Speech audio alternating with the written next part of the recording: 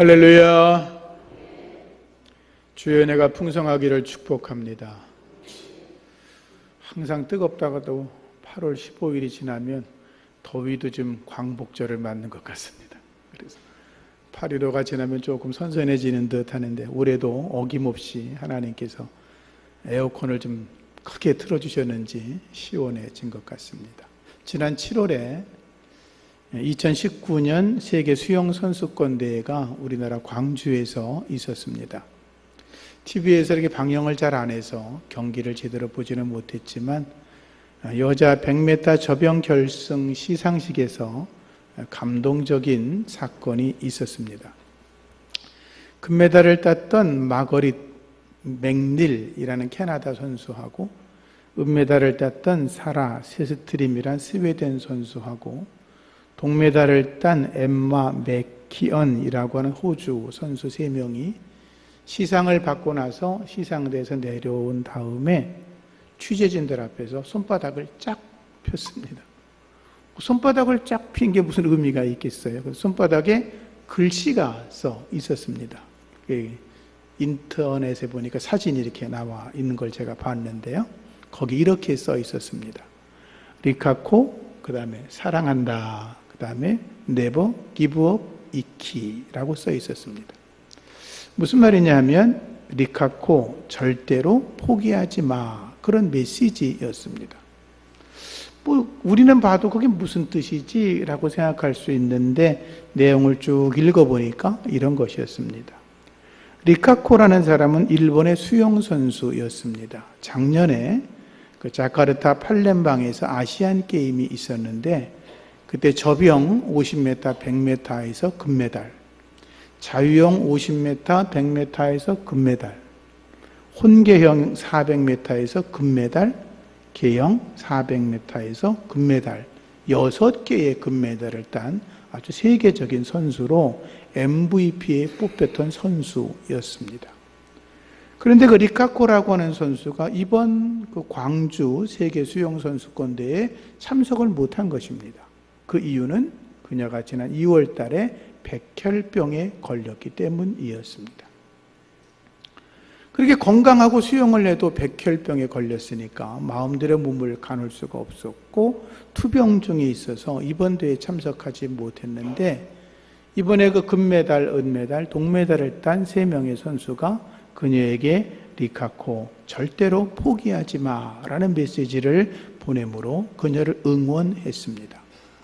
우리들이야 참 대견하다라고 생각할 정도였는데 그 메시지를 받아본 그 리카코는 얼마나 감동했겠습니까?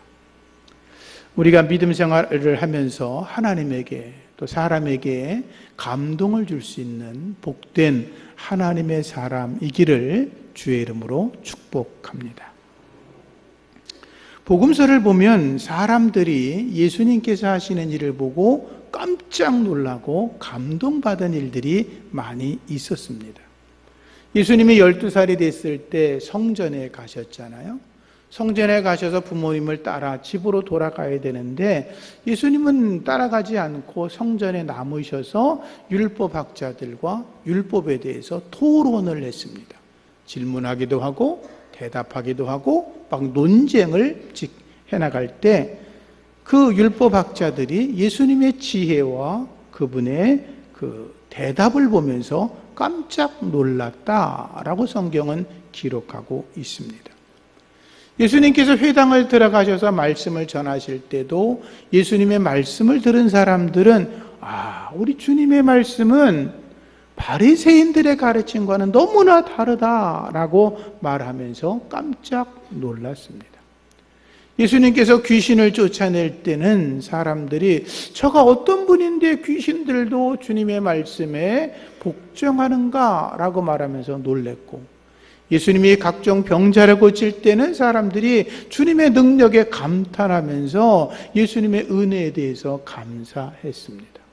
또 예수님께서 오병이어의 기적을 행하거나 또는 죽은 자를 살려내거나 또는 바다 위를 그냥 걸어 다니시거나 바람과 바다를 잔잔하게 했을 때도 많은 사람들과 제자들은 과연 예수 그리스도가 어떤 분이시길래 저런 놀라운 능력을 행하는가라고 말하면서 그들은 깜짝깜짝 놀라워했습니다. 사람들은 예수님이 하시는 모습을 보고 놀라워했고 경탄했고 감동했던 것입니다. 그런데 이와는 반대로 예수님께서 사람들의 행하는 걸 보고 놀라신 사건들도 있었습니다. 하나는 부정적인 일이고 하나는 긍정적인 일이었습니다. 한 번은 예수님께서 고향 나사렛에 가셨습니다. 나사렛에 가셔서 전도하러 가셨죠. 어렸을 때부터 태어난 고향, 아버지가 돌아가신 뒤에 목수일을 물려받아서 30세까지 열심히 가족을 위해서 애쓰고 땀 흘려 고생하던 고향에 가셔서 기사와 이적을 행하셨습니다. 그런데 동네 사람들이 예수님을 보고 제가 하나님의 아들이라고? 어림없는 소리. 그 요셉의 아들이잖아. 요셉의 아들. 코 흘리기 때부터 우리가 봐왔잖아. 그 예수가 뭐 별다른 존재라고 저 하는 짓을 우리가 어떻게 믿어? 이렇게 말하기 시작했죠. 예수님께서는 오히려 그 나사렛 사람들이 당신을 하나님의 아들 메시아로 믿지 않는 걸 보고 기이히 여기셨다라고 성경에 기록하고 있습니다. 그 말은 이상히 여겼다 그 말입니다. 헬라어로 표현할 때 다마우조라는 말을 쓰는데 그 말은 깜짝 놀랐다 그런 말입니다. 예수님이 사역했던 지역 중에 주로 많이 사역했던 지역 중에 하나가 가버나움, 갈릴리 지역의 가버나움이었습니다. 예수님은 그 가버나움 지역에서 베드로, 안드레, 요한, 그리고 야고보, 그리고 마태를 제자로 삼으셨습니다. 예수님은 그곳에서 백부장의, 오늘 본문에 나오는 백부장의 종의 병도 고치셨습니다. 예수님은 그곳에서 문둥병자도 고치셨습니다. 12해 동안 혈루병으로 고생하던 자도 고쳐주셨습니다. 그리고 앞을 보지 못하던 자의 눈도 열어주셨고 베드로의 장모의 열병도 치료하셨고 또 중풍병자를 4명의 친구가 들것에 들고 와서 지붕을 뜯고 내려놓고 치료받은 사건도 가버나움에서 있었던 사건이었습니다. 예수님은 이렇게 가버나움에서 수많은 기사와 이적을 행하셨습니다. 그런데 예수님은 그 지역을 향하여 칭찬하지 않고 오히려 한탄하시면서 책망과 저주의 말씀을 하셨습니다. 이렇게 말씀하십니다. 마태복음 11장 23절 이하에 보면 가버나움아 내가 하늘에까지 높아지겠느냐? 음부에까지 낮아질 것이다.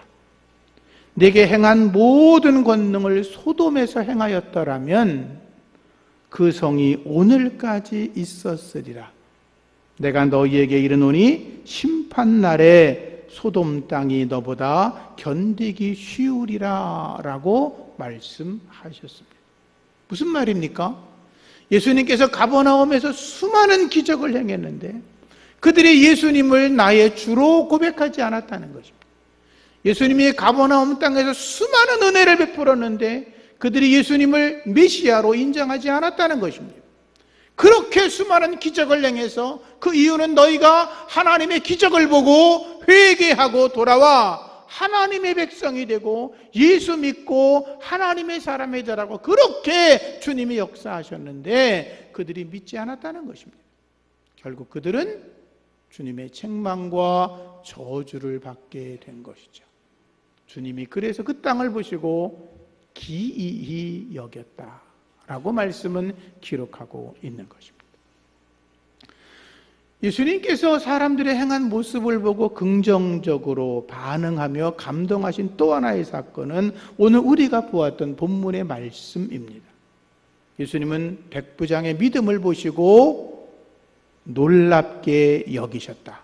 먼저 개정개역에는 기이히 여기셨다라고 되어 있는데 이 단어도 다마우조라는 똑같은 단어를 썼습니다.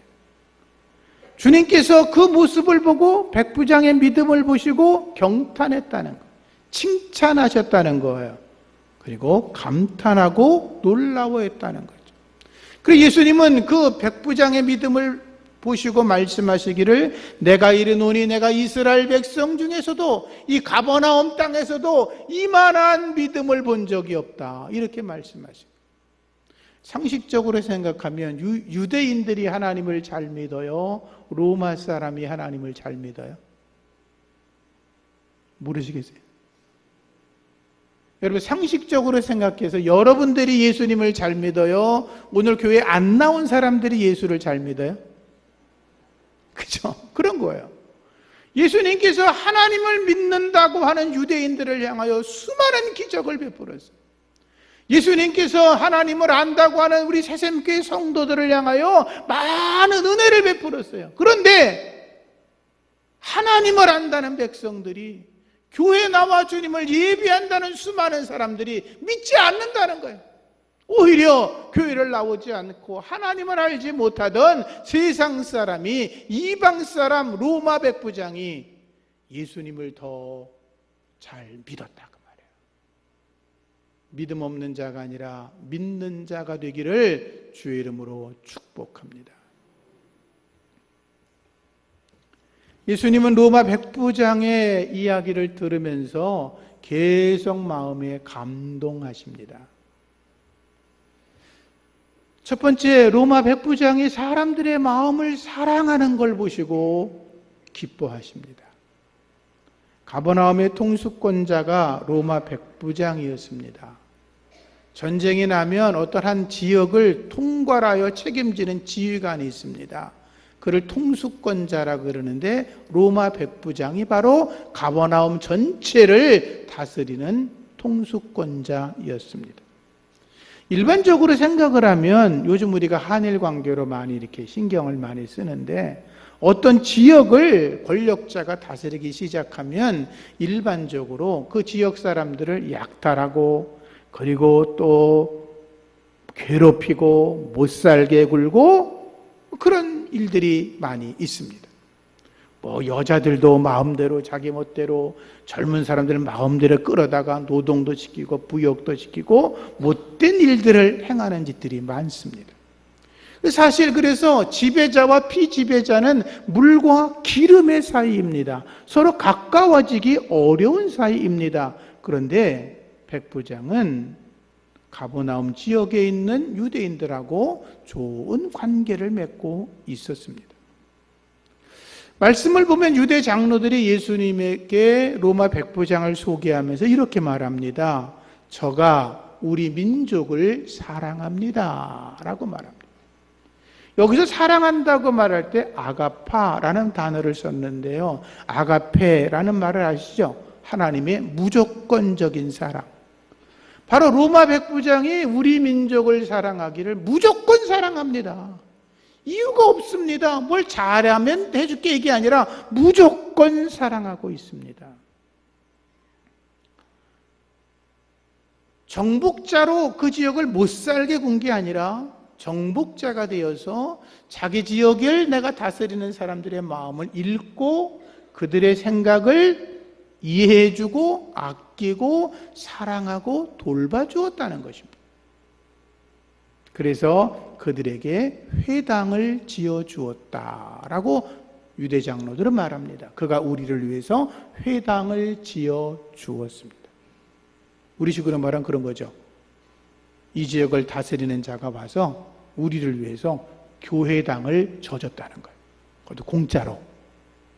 그러면 좋겠어요? 나쁘겠어요? 유대인들은 신앙 공동체입니다.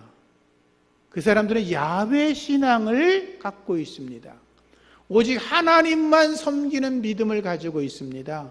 세상의 모든 건 다 뺏겨도 그들이 죽어도 뺏기지 않는 게 있습니다. 그게 바로 뭐냐? 하나님을 유일신으로 섬기는 것입니다. 타협하지 않습니다. 여러분, 하나님이 유일신인 줄로 믿습니까? 오직 예수님만이 나의 구세주인 줄로 믿습니까? 근데 로마 백부장이 그 유대인들의 마음을 읽고 교회당을 져줬다는 거예요. 회당을. 그것도 그냥 져줬다는 거예요. 너희들 여기서 마음대로 하나님을 예배해라. 여기서 너희들 마음대로 하나님을 찬양해라. 마음대로 모여서 율법을 읽어라. 마음대로 모여서 너희들의 후손들에게 성경을 가르치고, 너희들이 여기서 모여서 동네 회의도 열고, 어떻게 하면 이 동네를, 우리 공동체를 더 잘 운영할 수 있을지를 너희들 마음대로 해라. 그게 백부장의 마음이었다는 거예요. 그러니 유대 장로들이 마음에 감동이 안 됐겠어요. 그리고 예수님에게 찾아가서, 예수님, 이 사람은 이방 사람이지만 이 사람에게는 그 사람의 소원을 들어주는 게 합당한 것입니다. 왜? 그 사람이 우리를 위해서 이렇게 멋진 회당을 지어주었기 때문입니다. 라고 소개를 했던 것입니다. 로마 백부장은 자기 종을 사랑했습니다. 한 번은 로마 백부장의 종이 중병에 걸렸습니다. 무슨 병인지는 모르지만 아주 심한 병에 걸렸는데, 물론 종들도 이제 구분이 있겠죠. 우리 식으로 뭐 8푼이, 7푼이 뭐 이런 것처럼, 마당새 뭐 이런 것처럼 구별이 있겠죠. 근데 이 종은 사실 그 당시 개념으로 말하면 종이나 노예는 사람이 아니었습니다. 로마의 저술가 바로라고 하는 자가 있는데, 그 사람의 글에 이런 글이 있습니다. 로마에는 3가지의 농기구가 있는데, 첫째는 말을 하는 언어를 가진 도구인 노예, 두 번째는 언어가 없는 도구인 가축, 세 번째는 소리를 내지 못하는 수레라고 했습니다. 노예는 짐승이나 마차와 똑같은 농기구였습니다. 그러니까 가축이 병들어 죽으면 그냥 갖다 버리면 그만이고, 농기구가 망가지면 고치다가 안 되면 그냥 버리면 그만인 것처럼, 종이나 노예도 사실은 자기 마음에 안 들고 병들고 죽어가면 버려도 그만인 것이었습니다. 그런데 백부장은 종을 사랑했다라고 되어 있습니다. 거기에 사랑했다는 말은 엔티모스라는 단어를 쓰고 있는데, 찾아보니까 가치가 있다, 존경할 만하다, 덕스럽다, 그런 뜻입니다.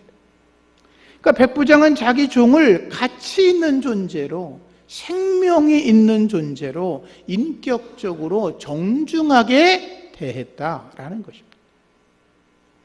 백부장은 유대인도 사랑했고 자기 하인 종도 사랑하는 덕스러운 사람이었다라는 것입니다. 그래서 백부장이 중병에 걸린 자기 종 하인을 바라보다가 안타까운 마음을 갖게 되었고, 유대교 장로들을 찾아가서 부탁한 거죠. 저는 이방 사람이라 예수님에 가기 어려운데, 당신들은 그래도 같은 유대인이니까 예수님에게 가서 제 하인의 병을 좀 고쳐달라고 부탁해 주세요 라고 얘기를 한 것이고, 유대 장로들은 예수님에게 그 사람의 요구를 들어주는 게 합당합니다 라고 이야기를 했던 것입니다. 그리고 예수님은 유대 장로들의 말을 들으면서 합당하다고 여기실 뿐만 아니라 마음에 감동하게 되셨던 것입니다. 복음서를 읽으면 사람들이 자기의 병을 치료하는 이야기가 많이 있죠. 뭐 각종 병자들이 다 치료받지 않습니까? 근데 성경을 조금 더 이렇게 각도 있게 읽다 보면 병을 치료하러 나온 사람들 중에 거의 모든 사람들은 자기 자신의 질병 때문에 나옵니다. 조금 더 저기 하면 자기 딸이나 아들의 병 때문에 나옵니다. 제가 기억이 잘못된지 모르지만 아버지 엄마 아프다고 자식들이 데리고 나온 거 못 본 것 같아요. 효도하셔야 돼요. 그리고 또 자기 친척이나 뭐 친구나 이런 사람들을 데리고 와서 고쳐달라고 하는 이야기는 많이 있습니다. 이상하지 않습니다. 그런데 이 사건은 다릅니다. 주인이 자기 종의 질병 때문에 예수님에게 고쳐달라고 한 사건은 이 사건이 유일합니다. 그래서 이 사건이 특별한 것입니다. 그 예수님이 감동하실 만 했던 거죠.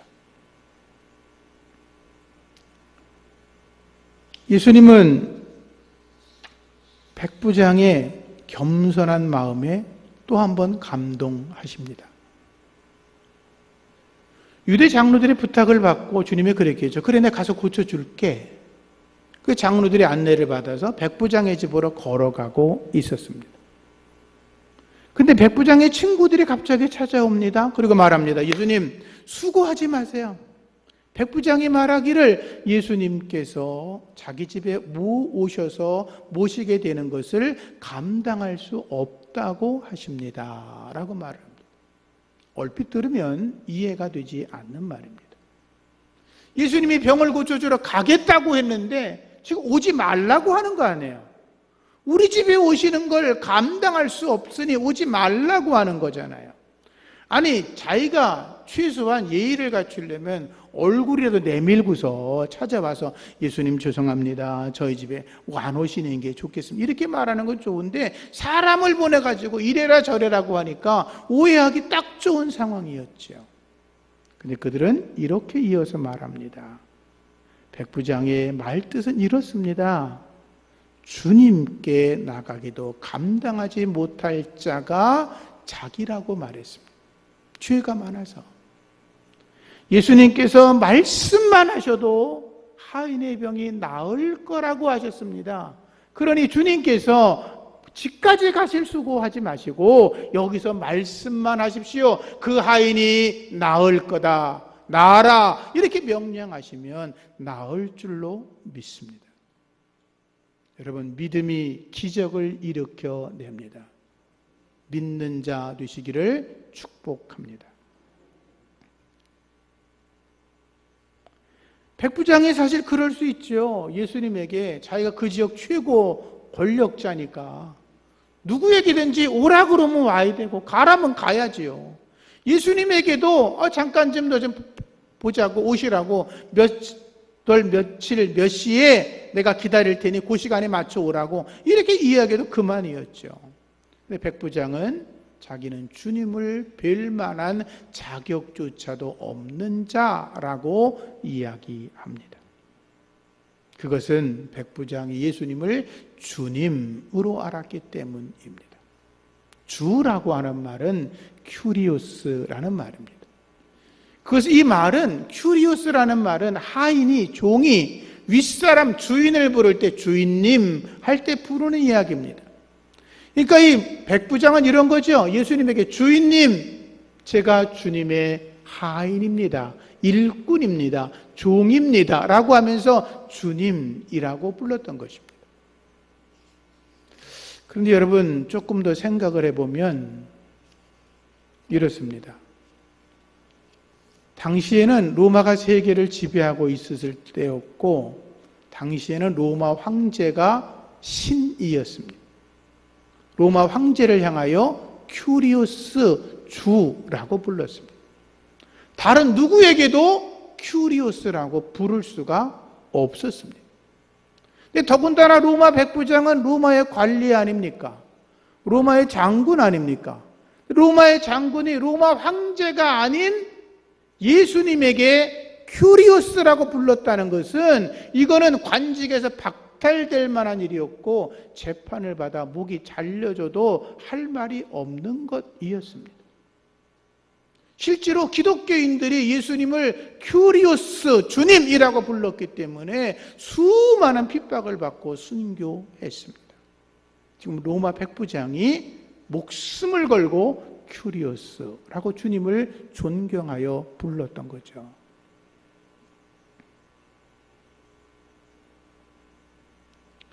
유대인들에게 사랑과 존경을 받던 요단강 동편에서 하나님 말씀을 400년 만에 외쳤던 사람이 세례 요한이죠.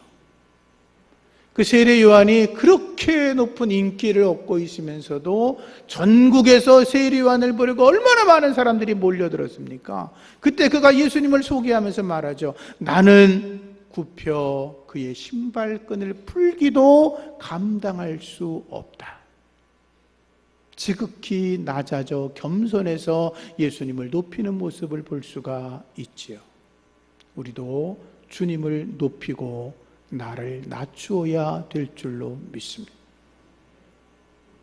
십자가에 나를 못 박아버리고 내 안에서 예수님이 살아 움직이도록 그렇게 살아야 되는 것입니다. 우리 속담에 변은 익을수록 고개를 든다, 숙인다, 이런 말이 있습니다. 믿음이 성숙하면 성숙해질수록 고개를 뻗쳐 들을까요? 숙일까요? 그래서 믿음이 성숙한지 아닌지를 보려면 자기 자신을 낮추는지 아닌지를 서로 보시면 금방 알아요. 성경을 보면 사도 바울이 자기를 이렇게 표현합니다. 고린도전서 15장에 보면 고린도 교인들에게 편지하면서 나는 사도 중에 가장 작은 자다라고 이야기합니다. 만삭되지 못해서 태어난 자다. 자기를 그렇게 소개합니다. 고린도전서 이야기는 나는 사도가 조금 더 부족함이 없다라고 막 논쟁하면서 편지를 쓰던 그런 때였거든요. 사람들이 사도 바울에게 너는 사도도 아니야 막 이렇게 이야기하던 때였거든요. 근데 바울이 이야기합니다. 그래 나는 사도긴 사도야. 그런데 사도들 중에서 내가 제일 작은 자지. 이렇게 자기를 표현합니다. 그런데 2년쯤 뒤에 로마 감옥에서 에베소서를 씁니다. 에베소서 3장 8절에는 뭐라고 바울이 자기를 표현하냐면 모든 성도 중에서 지극히 작은 자, 그보다 더 작은 자가 나다. 이렇게 말해요. 이제 사도라고 얘기를 하지 않고 모든 성도들 중에 지극히 작은 자, 그보다 더 작은 자가 나야 나. 이렇게 자기를 더 낮춥니다. 바울이 디모데에게 편지를 쓸 때 디모데전서 1장 15절 말씀을 보면 거긴 이렇게 말합니다. 나는 죄인 중에 괴수라 그럽니다. 사도 바울은 나이가 들면 들수록 신앙이 깊어지면 깊어질수록 자기를 더 누르고 낮추어 하나님을 높였던 것입니다. 성숙한 믿음의 사람의 특징입니다. 백부장이 자기가 가버나움에서 최고의 자리에 있으면서도 자기를 낮추어 예수님을 주님이라고 고백하고 자기 생명이다 해도 예수님만이 자기의 종을 치료해 줄 거라고 믿었던 거죠. 자신을 더욱 낮추시는 성숙한 하나님의 사람이기를 축복합니다. 마지막으로 예수님은 백부장의 믿음에 감동하십니다. 예수님은 백부장이 유대인을 사랑하고 종을 사랑하고 그리고 자기를 낮추고 겸손한 모습을 지닌 사람인 걸 알고 마음이 뜨거워지셨습니다. 그러나 이보다 더 감동한 것은 그의 믿음이었습니다. 백부장의 유대인을 위해 회당을 지었고 중병에 걸린 자기 종을 치료해주고 노력했고 예수님 앞에서 자기를 낮춘 것은 그가 믿음이 있었기 때문이었습니다. 그가 행한 모든 일들은 그의 믿음의 결과물이었습니다. 행함이 없는 믿음은 죽은 거라라고 했는데 그는 자기의 믿음이 그들을 사랑하고 회당을 지어주고 종을 고쳐주고 자기를 낮추는 행위로 나타났던 것입니다. 백부장은 아시는 것처럼 예수님께서 말씀만 하셔도 제 하인이 나을 것입니다 라고 고백을 합니다. 자, 다시 복음서 성경을 생각해 보세요.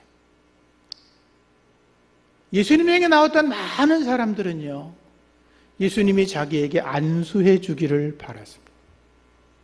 아픈 데가 있으면 손을 얹어 기도해 주기를 바랬습니다.